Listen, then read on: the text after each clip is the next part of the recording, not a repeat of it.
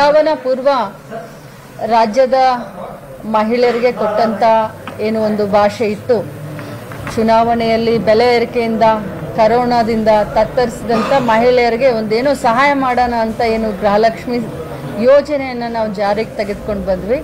ನಿರಂತರವಾಗಿ 21 ಕಂತು ಇಲ್ಲಿಯವರೆಗೆ 42,000 ರೂಪಾಯಿಯನ್ನು ನೇರವಾಗಿ ಯಾವುದೇ ಮಧ್ಯವರ್ತಿಗಳಿಲ್ಲದೆ ನೇರವಾಗಿ ಗೃಹಲಕ್ಷ್ಮಿಯರ ಅಕೌಂಟ್ಗೆ 1,24,00,000 ಮಹಿಳೆಯರಿಗೆ ಇಲ್ಲಿವರೆಗೆ ನಾವು ಕೊಟ್ಟಿದ್ದೀವಿ. 21 ತಿಂಗಳ ಕಂತನ್ನು, ಇನ್ನು 2 ತಿಂಗಳ ಕಂತನ್ನು ಬಾಕಿ ಇದೆ, ಅದನ್ನು ಕೂಡ ಆದಷ್ಟು ಶೀಘ್ರದಲ್ಲೇ ಹಾಕ್ತಾ ಇದ್ದೇವೆ.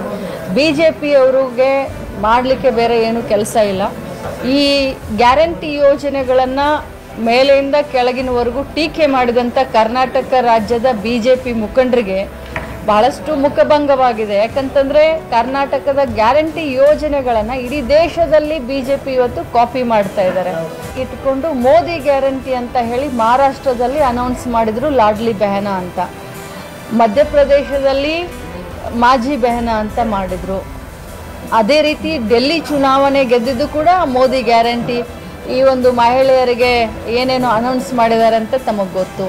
ಬಿಹಾರದಲ್ಲೂ ಕೂಡ ಮುಂಬರುವಂಥ ಚುನಾವಣೆಗೆ ಇಂಥ ಒಂದು ಕರ್ನಾಟಕ ಮಾದರಿಯ ಗ್ಯಾರಂಟಿಗಳನ್ನು ಮೋದಿ ಗ್ಯಾರಂಟಿ ಅಂತ ಮಾಡ್ತಾ ಇದ್ದಾರೆ. ಕರ್ನಾಟಕ ರಾಜ್ಯಕ್ಕೆ ಸಂಬಂಧಪಟ್ಟ ಹಾಗೆ BJP ಮುಖಂಡರು ಈ ಯೋಜನೆಗಳನ್ನು ಟೀಕಿಸಿ ದೇಶದ ಬೇರೆ ಕಡೆ ಕರ್ನಾಟಕ ಮಾದರಿಯ ಗ್ಯಾರಂಟಿಗಳನ್ನು ಕಾಪಿ ಮಾಡ್ತಾ ಇರೋದು ನೋಡಿದ್ರೆ ನಿಜವಾಗ್ಲೂ ಅವ್ರಿಗೆ ಎಲ್ಲಿ ಏನು ಮಾತಾಡಬೇಕು ಅನ್ನೋದು ಅವ್ರಿಗೆ ಗೊತ್ತಾಗ್ತಾ ಇಲ್ಲ ಪಾಪ BJP ಅವ್ರಿಗೆ ಅಂತ ಅನಿಸುತ್ತೆ.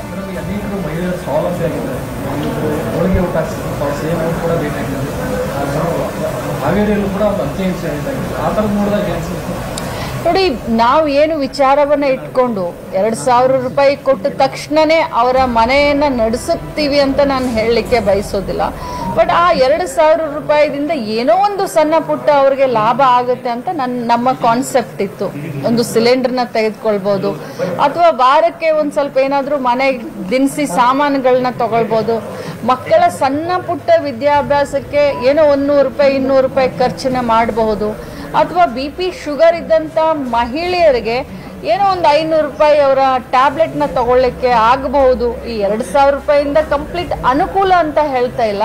ಬಟ್ ಶಕ್ತಿ ಯೋಜನೆ ಇರ್ಬೋದು, ಗೃಹಲಕ್ಷ್ಮಿ ಇರ್ಬೋದು, ನಮ್ಮ ನಿರಂತರ ಏನಿದು ನಮ್ಮ ಫ್ರೀ 200 ಯೂನಿಟ್ ನಮ್ಮ ವಿದ್ಯುತ್ ಇರಬಹುದು.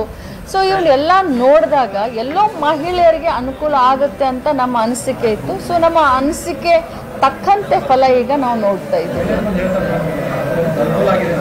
ಬಹಳಷ್ಟು ಮಹಿಳೆಯರು ಧನ್ಯತಾ ಭಾವನೆಯಿಂದ ನನಗೆ ಹೇಳ್ತಾರೆ, ಚಾಮರಾಜನಗರ ಜಿಲ್ಲೆಯಿಂದ ಇವತ್ತು ಬಳ್ಳಾರಿ ವರೆಗೂ ನಾನು ಎಲ್ಲೇ ಒಂದು ಗಾಡಿಯನ್ನು ನಿಲ್ಲಿಸಿದರೆ 10 ಜನ ಮಹಿಳೆಯರು ನನ್ನ ಹತ್ರಕ್ಕೆ ಬಂದು ತಮಗೆ ಅನುಕೂಲ ಆಗಿರೋದನ್ನು ಹೇಳ್ತಾರೆ. ಸ್ವಂತ ನನ್ನ ಕ್ಷೇತ್ರದಲ್ಲಿ ಬೆಳಗಾವಿ ಗ್ರಾಮೀಣ ಕ್ಷೇತ್ರದಲ್ಲಿ ಸುಮಾರು 69,000 ಕುಟುಂಬಕ್ಕೆ ಗೃಹಲಕ್ಷ್ಮಿ ಹೋಗ್ತಾ ಇದೆ. ಸೊ 69,000 ಕುಟುಂಬಕ್ಕೆ ನಾನು ಗೃಹಲಕ್ಷ್ಮಿಯನ್ನು ಕಳಿಸ್ತಾ ಇದ್ದೀನಿ ಅಂತಂದರೆ, ನಾನು ಹೋದಲ್ಲಿ ಬಂದಲ್ಲಿ ಕಾರ್ಯಕ್ರಮದಲ್ಲಿ ಕೇಳಿದಾಗ ನಿಮಗೆ ಮತವನ್ನು ಹಾಕಿ ನಮಗೆ ಇದಾಗಲಿಲ್ಲ, ನ್ಯಾಯ ಸಿಕ್ಕಿದೆ ಅಂತ ನನ್ನ ಕ್ಷೇತ್ರದ ಮಹಿಳೆಯರು ಮಾತನಾಡ್ತಾರೆ.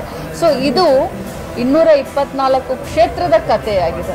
ನನ್ನ ದಿನನಿತ್ಯದ ನನ್ನ ಸಂಪರ್ಕ ಇರೋದ್ರಿಂದ ನಾನು ನಮ್ಮ ಕ್ಷೇತ್ರದ ಉದಾಹರಣೆಯನ್ನು ಹೇಳ್ತಾ ಇದ್ದೀನಿ. ಇದು 224 ಕ್ಷೇತ್ರದ ಕತೆ ಇದು ಸೇಮ್ ಆಗಿದೆ. ಮಹಿಳೆಯರು ಖುಷಿಯಾಗಿದ್ದಾರೆ.